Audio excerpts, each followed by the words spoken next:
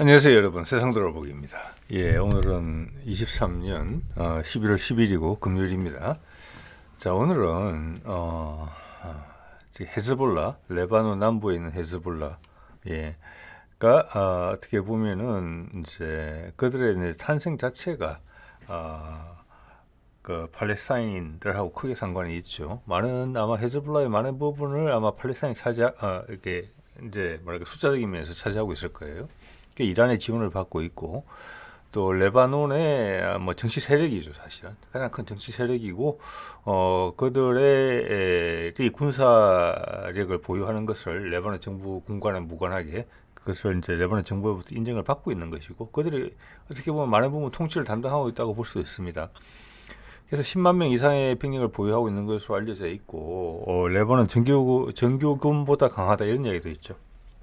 근데 그제 보니까 헤즈볼라가 러시아제 야혼트 대함 미사일을 보유하고 있다, 이런 이야기가 이제 등장을 했어요. 자, 오늘 거기에 대한 내용을 좀 살펴보기로 하겠습니다. 우리도 한 2년 전에 초음속 대함 미사일을 공개했죠. 시험 장면을 성공적이었던 것으로 보입니다. 아마 우리 해군 함정들한테도 지금 이미 배치가 되고 있는 게 아닌가. 우리는 이미 미래의 해상 전장은 기존의 아음속의 터보젯 기반의 대한 미사일은 이미 시대에 낙후된 것이고 뒤떨어진 것이고, 앞으로는 기본적으로 초음속 플러스 극초음속이다. 우리는 거기에 해당하는 무기를 개발하고 있고, 극초음속도 하고 있죠. 또한 동시에 우리 함정을 그런 미래 전장에서 보호하기 위해서는 우리 함정의 방어 체계가 적의 초음속, 극초음속 대함 미사일에 대응을 해야 된다. 자, 이런 것을 지금 방향으로 잡고 있는 것으로 보이거든요. 과연 미국은 그에 부응했느냐? 미국의 많은 무기 체계들이 사실은 좀 안이한 부분들이 많았죠. 돈이 되는 부분에 집중을 하고, 어떻게 전력을 완벽하게 구상하느냐, 빈틈없이, 이게 주된 포인트가 아니었어요. 구소련이 붕괴된 이후로는 돈이 많이 되는 무기, 돈이 많이 남는 무기, 이런 거 위주로 좀 개발된 부분이 있고, 미 해군의 지금 초음속 미사일 대응 능력은, 심지어 러시아가 그런 것을 배치한 지가 20년이 다 돼가고, 중국도 초음속 대함 미사일을 등장시키고 극초음속 미사일도 있고, 심지어 북한마저 초음속 미사일을 대함 미사일을 왜냐하면 미국의 항모 전단이 큰 위협이니까 개발한 것으로 보이고, 이란도 그러죠. 그런 상황에서도 그런 데 대한 대비가 좀 미비했다, 미 해군이, 이런 부분들이 분명히 있거든요. 그래서 그런 걸 한번 이제 전체적으로 살펴보도록 하겠습니다. 네. 자, 이 로이터 통신의 보도예요. 11월 9일 보도죠. 뭐 우리 시간으로 따지면 거의 오늘에 나온 보도고요. 제목은 헤즈볼라가 대한 미사일을 가지고 있는 것 같다. 그래서 미국이 지금 지중해에다가 항모전단 2개를 배치했죠. 두 척의 항모가 있어요. 자, 거기를 위협했다. 헤즈볼라의 지도자가 이야기를 했죠. 우리 준비하고 있다. 거기에 대한 대응을 해줄 것이다. 이런 표현을 했어요. 그래서 그거 이제 비슷한 시기에 이 로이터에서 그런 보도를 한 거예요. 이름을 밝히지 않은 여러 가지 소스를 통해서 헤즈볼라가 야혼트를 가지고 있는 것 같다라고. 이 내용에 나오는 이야기입니다. 그럼 이 야혼트를 어디서 구했느냐? 자, 이거는 이런 이야기가 있어요. 러시아는 지금 확인을 해주지 않고 우리는 헤즈볼라한테 공급한 적이 없다. 아마 그게 사실인 것 같아요. 그렇지만 러시아가 시리아 내전에 개입돼 있죠. 시리아는 되게 지정학적으로 중요한 지역이에요. 자, 거기는 ISIS도 있고 미국도 있고 러시아도 들어가 있죠. 그래서 러시아는 지금의 아사드 정부를 지원하는 입장이고, 미국은 아사드 정부에 반하는 반군을 지원하는 입장이에요. 그래서 한 15년 정도 전에 러시아가 그 아사드 정권의 뒤에 말씀드리겠습니다만은 이 야혼트, 즉 러시아 명으로는 오닉스라고 하는 거죠. P800 오닉스. 그걸 공급한 적이 있어요. 그런데 헤즈볼라가 시리아 내전에 관여를 해서 정부군 편에 섰습니다. 예, 그래서 거기에 대한 관련한 대가로서 이 미사일 일부 입수했다. 이것이 로이터가 하는 이야기예요. 그게 관련된 내용들도 제가 추가로 좀 찾아봤습니다. 가능성이 충분히 개연성이 있는 이야기예요. 예, 자 볼게요. 자 이게 이제 P800 오닉스 초음속 대함 미사일이고 러시아는 2002년부터 배치를 했어요. 그러니까 벌써 한 20여 년 지난 건데 이런 위협이 지금 20년 이상이 됐는데도 불구하고 미국 해군 입장에서는 그들의 압도적인 전력을 과신해서인지 여기에 대응하는 방어용 무기 체계를 이것을 목표로 뚜렷하게 개발하는 흔적은 없어요. 기존 미사일들을 개량해서 기존의 방어 체계들을 개량해서 이게 대응하게 할 수 있겠다라고는 하지만 자신은 없는 약간 어정쩡한 스탠스에 있거든요. 그게 지금 시험에 들게 됐어요. 그걸 이제 우리가 한번 판단해 보려는 거죠. 우리의 대응까지, 우리 한국 해군의 대응까지 포함해서 그냥 간접적으로밖에는 판단이 안 되는 거잖아요. 자, 이것은 램젯 기반입니다. 램젯 기반의 특성이 지금 이 앞에 보이는 이 원뿔 모양이 튀어나온 것이죠. 둘레로 이제 동그라미가 있고 저걸 통해서 공기를 압축하는 겁니다. 그래서 램젯은 초음속에 유리하죠. 공기를 압축하는 방식이 저렇기 때문에 램젯 기반의 엔진은 다 저렇게 생겼어요. 자, 이것의 원형은 P800 오닉스라는 러시아의 미사일입니다. 이것은 램젯 기반이고 최대 사거리가 600에서 800km 정도 나오는 800km 정도 나오는 것으로 되어 있고 탄두로 300kg. 근데 러시아도 대표적으로 외국에 무기를 수출할 때는 다운그레이드를 하는 나라예요. 수출형을 야혼트라고 불러요. 이게 몇 개국에 수출이 됐습니다. 인도 같은 경우는 같이 공동 개발했죠. 그래서 브라모스라는 걸 개발했어요. 그거는 성능이 러시아제 원형과 유사한 것으로 보이고 소형화 시키기도 했죠. 비행기에 달기 위해서. 수출형을 보면 최대 사거리가 300km로 확 줄어요. 한 2분의 1 정도로. 탄도 중량도 200kg 정도로 줄었습니다. 그런데 200kg 정도, 한 300kg 정도는 아마 웬만한 구축함 정도는 한 방으로 작동 불능 내지는 침몰시킬 수 있는 위력이라고 저는 봐집니다. 여기서 가장 핵심적인 것은 최대 속도죠. 마하 2.6이에요. 마하 2.6이고 날아가는 기간 전 구간 동안 초음속을 유지할 수 있는 것 같아요. 사거리는 어떤 방식을 날아가는 경로를 어떤 걸 택하느냐에 따라서 달라지는 것 같습니다. 가장 긴 사거리가 나오려면 어떻게 해야 되겠습니까? 공기 밀도가 낮은 높은 곳으로 날아가야 돼요. 그래야지 마찰이 적잖아요. 그럼 연료를 효율적으로 쓸 수 있어요. 그러다가 저게 함정에 레이더망이 걸리기 시작하는. 근데 지구는 동그랗기 때문에 지구 공류를 감안하는 거예요. 함정 자체만 고려할 때는. 그러면 그게 한 30km, 20에서 40km 함정의 높이에 따라서 그리고 뭐 헬기의 존재 여부에 따라서 다르겠지만 평균 30km로 봤을 때 그 정도 가까이 미사일이 다가가게 되면 이제는 고도를 낮춰서 시 스키밍을 합니다. 해수면 위로 10에서 12m 정도로 날아가죠. 그러면 레이더에 더더욱 안 잡히게 되고 적 함정은 레이더로 이것을 발견하기에는 다른 탐지 자산에 도움이 없는 경우에라고 말씀을 드려야 되겠죠. 몇십 초밖에 시간이 안 돼요. 몇십 초밖에. 예. 그 기간에 탐지하고 내부에서 결정을 내려서 대응 수단을 발사해야 돼요. 상당히 힘들죠. 자, 그렇게 날아가는 게 기본이고 그렇게 하면 가장 긴 사거리가 나오고 또 어떤 상황에 따라서는 처음부터 시스키밍으로 날아가야 될지 몰라요. 예. 저게 탐지 자산이 주위에 깔려 있는 경우에 그런 경우 사정거리가 이제 짧아진다. 뭐 이렇게 생각을 하시면 될 것 같습니다. 예.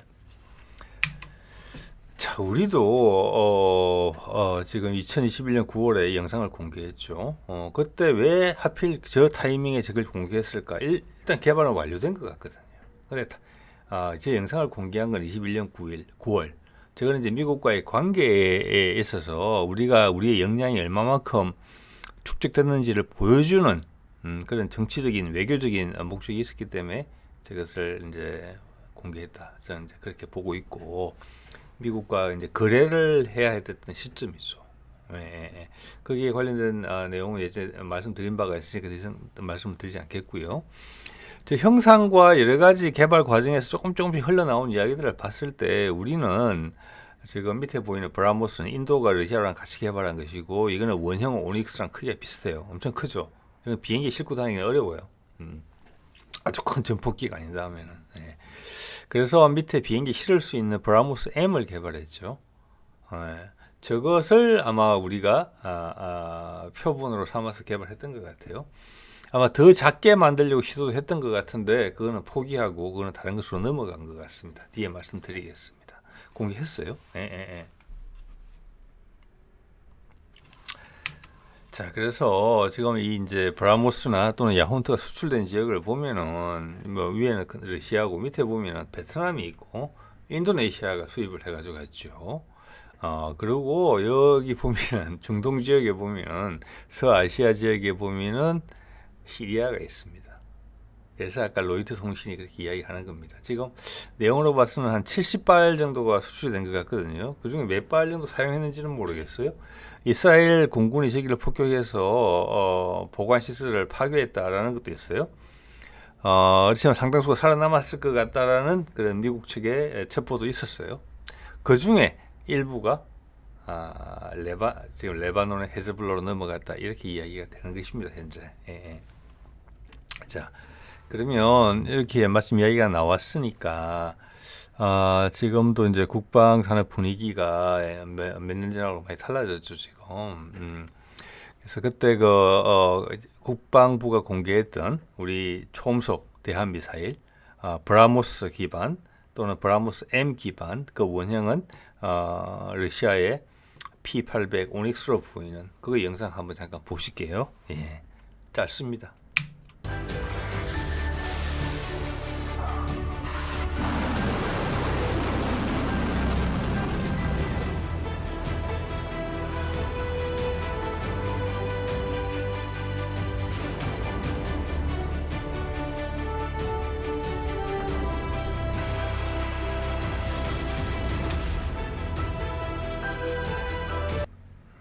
자, 다시 로이터 기사로 들어와 보면은 그 로이터 기사에 이제 정리한 부분인데, 여기 보면 헤즈볼라가 이제 시리아에서 받은 것 같다. 좀 전에 제가 말씀을 드렸습니다, 이미. 그리고 이제 이런 거죠. 너희들 항모 전단에 대해서 우리가 일방적으로 당하지만은 않을 것이다. 우리도 한 칼이 있다. 뭐 요 정도 이야기를 했고, 한 칼의 내용이 뭔지는 아무도 이야기하지 않았어요. 그래서 이스라엘과 1대1로 맞설 정도인지까지는 모르겠으나 심대한 타격을 줄 수 있는 정도의 영향을 확보하고 있다. 이번에 야혼트까지 보유한 것으로 한 번 더 그게 증명이 됐다. 이렇게 이야기를 드릴 수 있을 것 같아요. 이미 2006년에 레바논 전쟁 당시에 이스라엘 군함을 대한 미사일로 공격한 바가 있어요. 근데 그 이후로 상당히 고도화됐다라는 게 미국 측의 지금 생각인 것 같아요. 지금 뭐 궁핍한 어려운 여건 속에 있는 가자에 하마스마저도 드론에다가 탄두를 매달아서 이스라엘군을 습격하고 이런 장면이 나오잖아요. 그래서 전체적으로 그러면 이게 어느 정도 수준이냐? 한쪽에서는 뭐 음포를 할 수 있는 거니까 음포. 근데 미국이 어떻게 그걸 수용하느냐? 이런 이제 입장에 대해서 그게 어떻게 보면 더 현실적인 거겠죠. 그래서 미국의 이름을 알리지 않은 군 관계자들이 이렇게 이야기를 했다고 좀 보도가 되고 있어요. 심대한 위협으로 생각하고 있다. 왜 심대한 위협으로 생각하느냐? 크루즈 미사일이나 이런 아음속으로 날아오는 하푼이나 엑소세 미사일 이런 거는 이제는 미국 해군이 항모가 있으면 그 옆에 구축함도 있고 뭐 호위함도 있고 그들이 하는 것이 다 뭡니까? 항공모를 보호하기 위해서 있는 거잖아요. 방공함이에요. 기본적으로는 물론 그들도 순항 미사일도 달고 많이 가지고 있고 하긴 하지만, 그런데 초음속이라는 의문이 던져진 것이죠. 처음으로 이게. 이게 처음으로 이제 실현에 들게 된 거예요. 구체적으로.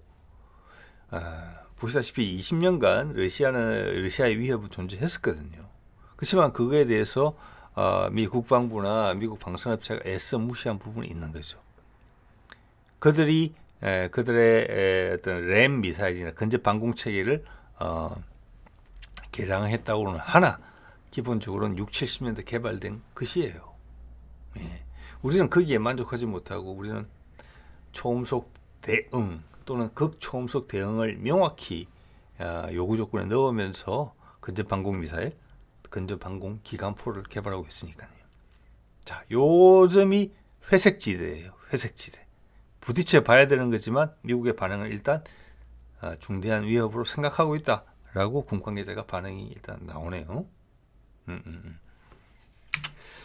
자, 이 위키피디아에 보면은 이 시리아에 이게 제가 이제 오닉스로 검색을 한 거예요.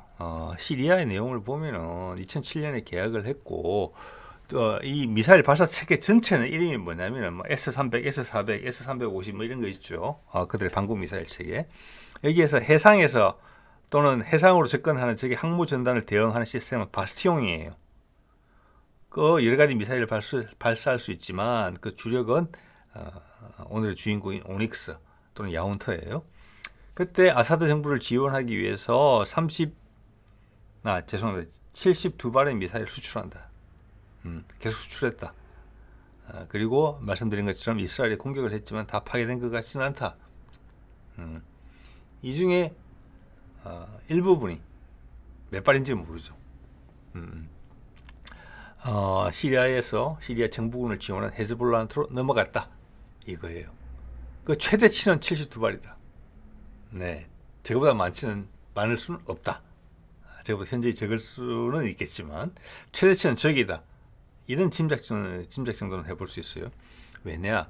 만에 하나 항모 전단을 헤즈볼라가 야훈트로 공격을 한다 그러면 비록 초음속 미사일이지만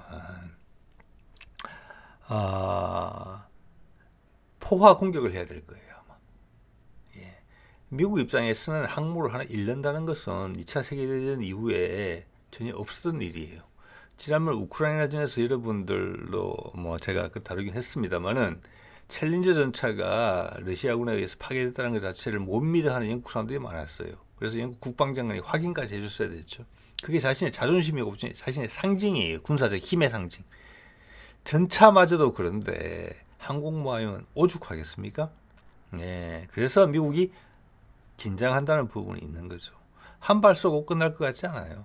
그들이 가진 화력을 최대한 사용하겠죠. 야훈터. 몇 발 가지고 있는지는 모르겠지만. 예.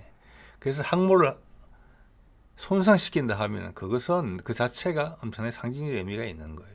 미국 입장에서는 생각할 수도 없는 악몽이죠. 자, 과연 여러 발이 날라올 때 그거 막을 수 있느냐? 그게 사실 러시아에 대해 항공모함 방어 전략의 기본이에요. 포화 공격이에요. 포화 공격. 예. 적의 방공 시스템이 다 해결할 수 없을 정도로 많은 미사일을 쏜다. 기본적으로 SM-2가 장거리에서 해결하죠. 지금 SM-6로 대체됐겠죠.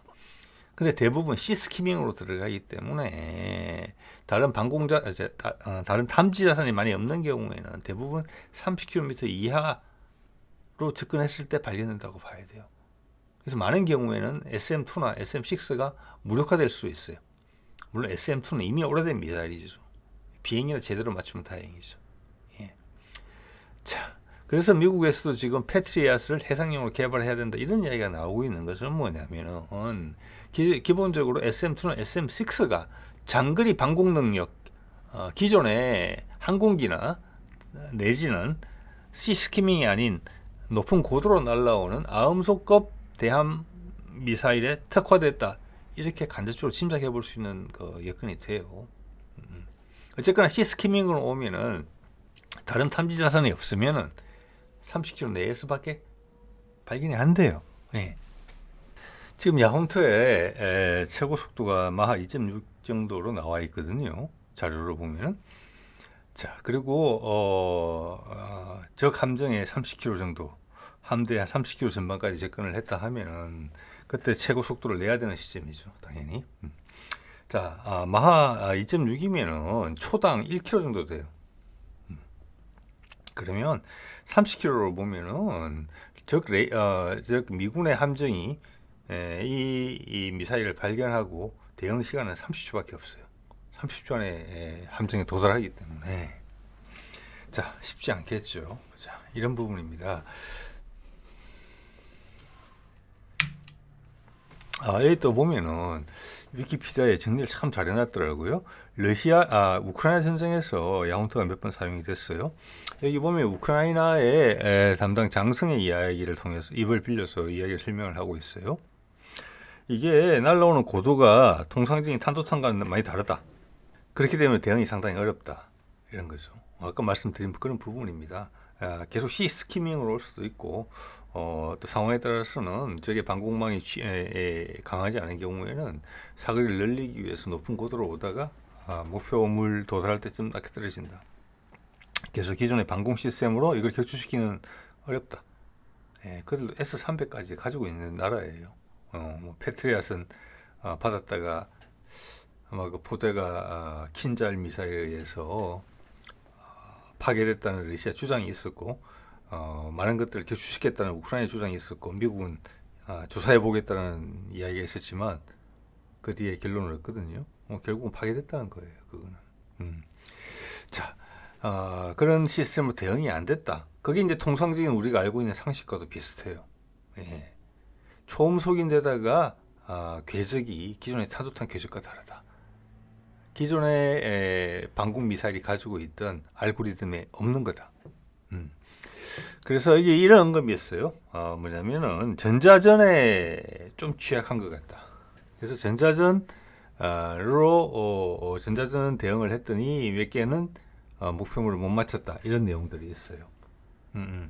그래서 오히려 미 해군이 이제 고민을 하고 있는 부분을 얼마나 지금 많은 시뮬레이션을 해보고 있겠습니까? 또 미 해군에서 헤즈볼라가 이 미사일을 가지고 있다고 지금 판명이 거의 된 것으로 보이는데 그들이 갖고 있는 근접전 방공 시스템 램과 팔랑스가 이걸 막아낼 수 있을까? 동시에 그게 작동되기 전에 보통 ECM이 걸리죠. 전자전으로 상대방의 시크를 헷갈리게 하는 거. 지금 봐서는 그 시크의 역량이 더 중요할 것 같아요. 그들의 방공 기관포나 방공 미사일이 아니라 그게 제 판단입니다. 네. 자, 그래서 미국의 이름을 밝히지 않은 군 전문가가 이렇게 이제 이야기를 한 거죠. 군인인 것 같습니다. 중대한 위협으로 간주하고 있다고 앞서 말씀드린 것처럼. 그래서 종합적으로 판단해서 제가 그 뉘앙스를 여러분에게 전달드리는 겁니다. 미국의 미 함대의 지금 방공 시스템이 초음속 미사일을 대응하기에는 살짝 부족한 면이 있다. 아슬아슬하다. 라는 느낌을 주고 있지요. 괜찮다. 이런 게 아니에요. 이게 만약 아음속에 엑소세 미사일이나 하프 미사일이다. 이러면은 우리 신경 안 쓴다. 이렇게 답이 나왔을 거예요. 지금 엄청나게 골치 아프다는 거예요. 그 항공모함이잖아요. 그렇죠? 네. 자, 위에가 이제 팔랑스고 우리도 많은 배 함정에 배치가 돼 있죠. 밑에가 이제는 램이라는 사거리 10km 정도의 사이드 와인더의 대범 해상형이라고 볼 수 있어요. 예. 밑에 게 초음속 미사일 대응을 한다. 이런 이야기까지는 아직 없는 것 같고 팔랑스 같은 경우는 많은 걸 개선을 시키면서 따라간다. 그렇지만 아직 제가 봐서는 그 레이더도 A사 레이더까지는 아직 아닌 것 같아요. 예. 그리고 직접적인 위협을 러시아랑 전면전을 생각해 본 적이 별로 없기 때문에 대부분이 이제 보완을 한다는 부분도 물론 초음속 대응이라는 부분도 있지만 그래서 뭐 마하 2 정도까지 대응한다 이런 이야기 나와 있어요. 그렇지만 지금 인터넷 상의 이야기인데 지금 야혼트도 최고 속도가 마하 2.6이잖아요. 최고 시속이. 네. 자, 그런 뭐 그거 가지고 되니 안 되니 이렇게 말하기는 어려운 부분이 있어요. 그렇지만은 대부분의 많은 경우가 자살 폭격, 자살 공격 보트 이런 거였기 때문에 수면으로 낮게 오는 작은 물체들도 따라갈 수 있는 이런 것들로 이제 오히려 비중이 더 높았던 부분이 있었던 것 같아요. 개량이라는 점에 있어서. 그래서 이제 미국이 지금 미 해군이 긴장하는 정도를 보고 봤을 때 그리고 우리가 지금 이것들의 대안을 직접 개발을 했잖아요. 뭐 이들이 무기가 비싸가지고 우리가 안 사는 부분도 있었겠지만 우리가 생각하는 미래 전장, 우리가 뭐 독특하게 생각하는 거 아니에요. 그냥 상식적으로 생각할 때 그런 거였죠. 왜냐, 러시아는 이미 초음속, 극초음속 미사일을 다 대한 미사일을 가지고 있고, 북한도 가지고 있고, 중국도 가지고 있는데, 우리가 그러면은 우리 함정을 수천억짜리 안에 뭐 수백 명의 수병이 타고 있는 그 배를 해상에 내보내는데, 그들 무기 자산에 대한 대응이 돼야 될 거잖아요. 그게 더 크다고 저는 보는 거죠. 기존의 무기 체계에는 그거 대응이 안 돼. 이거예요. 20mm 탄에 대한 말도 많이 나오죠. 탄도 유적이 적다. 맞더라도 돌진해 온다. 개선한다고 이야기하지만 그런 개선이 30mm에 30mm 탄에 반영된 거하고 20mm 탄에 반영된 건 천지 차이라고 봅니다. 여러분 어디 무기 전시회 같은 데 가서 한번 보십시오. 20mm 탄하고 30mm 탄이 완전히 다릅니다. 그 주는 위압감이. 그래서 미 해군도 저는 이거에 대해서 확신이 없다고 봐요. 확신. 이게 과연 야온투를 막을 수 있는지 없는지에 대해서. 전체 방공 시스템 다 포함입니다. 그리고 시스키밍으로 오는 미사일, 즉 자함 방공인 경우에는 30km 정도로 가까이 와야만 발견되고 그 이후로는 시간이 30초밖에 없다. 그럼 얘 둘이 해결해야 되는 거거든요. 그리고 물론 ECM이 있죠. ECM이 있고 체프를 뿌리겠죠.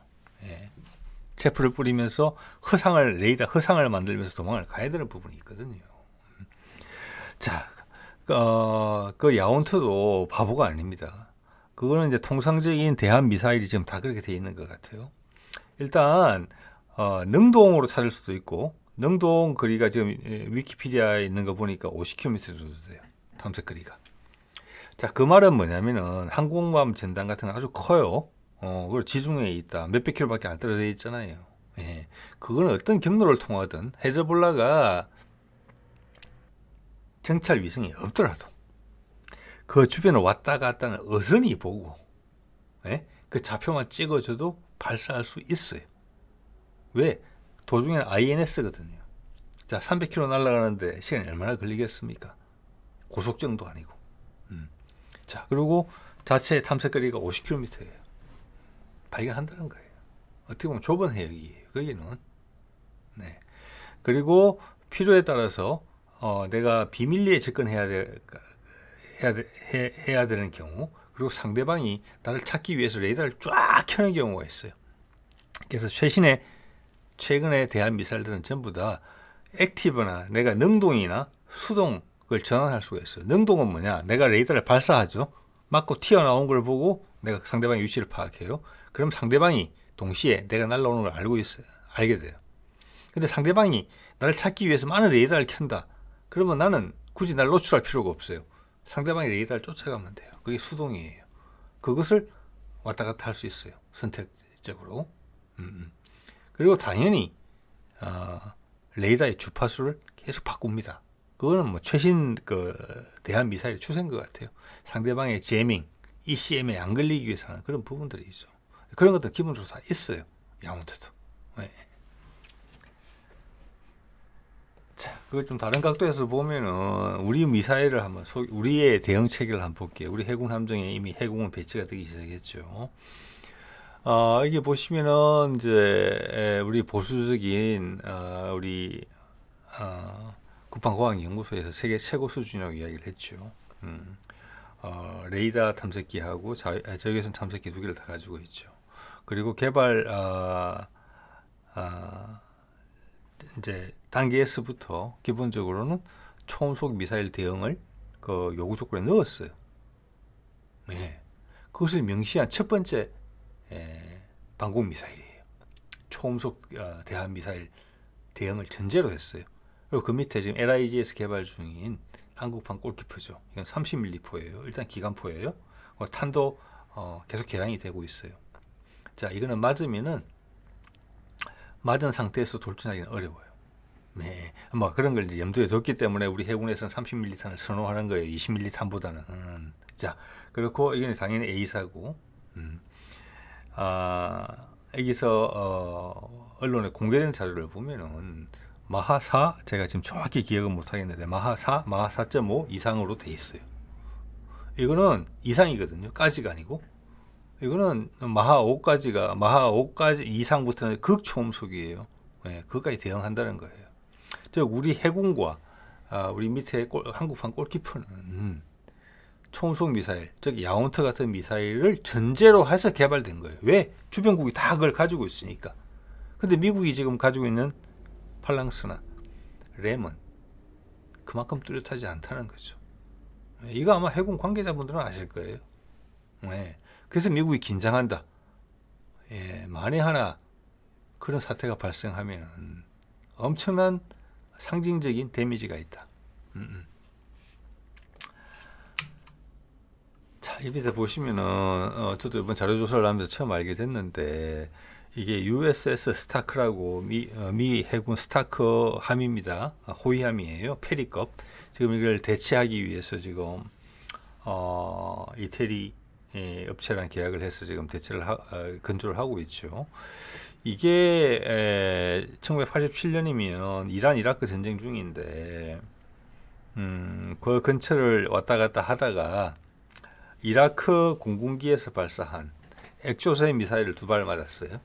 그래서 지금 이 상태로 기울인 상태로 가고 있는 건데 그것도 지금 오른쪽에다가 물을 일부러 집어넣어서 배가 침몰을 면하고 있는 상태고 30초 간격으로 2발을 맞았는데 첫 발은 불발이에요. 두 번째 발만 폭발했는데 이 정도가 됐습니다. 근데 그때는 SNS도 없던 시절이고 저도 이번에 처음 자료조사를 하면서 알았거든요. 근데 만에 하나 이런 사안이 항공모함에서 발생한다.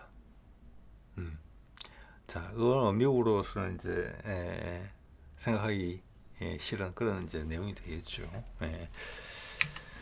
자, 그리고 우리가 어떤 준비를 하고 있느냐. 그래서 하나 이제 예전에 다뤘던 내용에서 말씀을 드려보자면은 지금 이게 이제 작년 DX 코리아에서 나왔던 KF-21의 해상형이 항모형인데 몸통 밑에 붙어 있는 거는 그냥 우리 중거리 미사일이에요. 덕티드 램젯 기반의 이번에 우리 이제 유럽에서 수입을 했고 그걸 국산화시키려고 하고 있죠. 날개 끝에는 단거리 미사일이 있고 해상형이니까 항모 탑재형이니까 접히죠. 그리고 일반 공군형과 달리 앞 랜딩 기어가 바퀴가 2개예요. 그만큼은 이렇게 착륙할 때 충격이 클 수 있다는 것을 이제 알려주고 있고 그 가운데 있는 게 대한 미사일이에요. 제 추정입니다만 거의 확실하다고 봅니다. 거의 이것도 같은 덕티드 램젯 기반이에요. 그런데 성체가 훨씬 크죠. 그래서 저 미사일이 우리가 처음에 램젯 기반의 브라모스 M 같은 것을 개발해서 계속 소형화시키려고 노력했던 부분이 저는 있었다고 봅니다. 그래서 개발 기간이 계속 늘어났어요. 근데 그런 형상으로는 어려웠어요. 그래서 결국 그거는 함상용으로 함정에서 발사하는 것으로 쓰고 533mm짜리 발사관에서 쓰는 것으로 하고 KF-21용으로는 요거를 개발한 거죠. 덕티드 램젯. 크기 훨씬 작아집니다. 이거는 내부 무장창에 들어갈 수 있어요.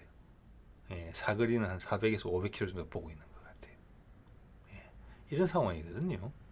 그래서 우리는 이미 함정에서 발사하는 전통적 방식의 소형화된 브라모스 M 정도의 크기를 가진 총속 대함 미사일을 이미 배치한 것 같고 KF-21용도 개발하고 있는 거예요. 자, 이런 상황인데 여기에 대응하는 함정에 여기에 대응하는 체계를 구비하지 않는다. 이건 참 예상하기 어려운 일이죠. 우리도 서방권에서 무기를 사야 된다는 그런 한계성을 봤을 때 러시아나 중국 쪽에서 할 필요가 없어요. 왜냐? 미국이 초음속 대함미사일을 가지고 있지 않기 때문에 현재. 근데 우리는 그들이 다 주변국이죠. 잠재적 적국이죠. 일본을 포함해서 우리는 살 데도 없고 직접 개발해야 되겠다. 이렇게 된 거예요. 자, 마지막으로 그 바스티용 시스템 러시아가 이제 해안을 방어하기 위해서 있는 거죠. 거기서 발사하는 야운트, 즉 P800 오닉스의 발사 장면 영상을 제가 하나 찾았기에 그걸 보여드리면서 이제 마치도록 하겠습니다. 자, 오늘은 이 정도 하겠습니다. 네.